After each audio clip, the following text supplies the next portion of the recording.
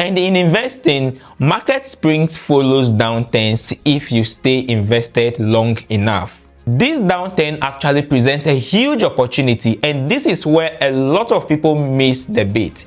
Warren Buffett once said, "Be fearful when others are greedy and greedy when others are fearful." So what do smart investors actually do during downturns like this? They become greedy and buy more. While the fearful investors are panicking and withdrawing their money, smart investors buy more because it becomes cheaper. Why does staying invested matters? In order to explain this very relatably to you, I am going to use two people as an example. So meet Sarah and James. They both started investing into the S&P 500 at the same time with £5,000. They invested additional £1,000, making it £6,000 in addition to the returns they've been making over the period. The market began to go down and they lost almost £800.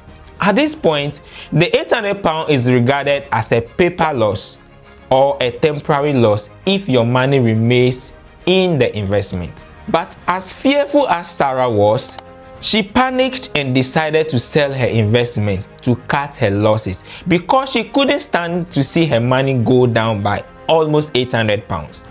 She withdrew her money and got $5,200 back instead of the $6,000 she invested. At this point, the loss has become a permanent one because it has actualized. She has withdrawn her money, so she has actually lost £800. On the other hand, James decided to stay in the market because he understands how these things work.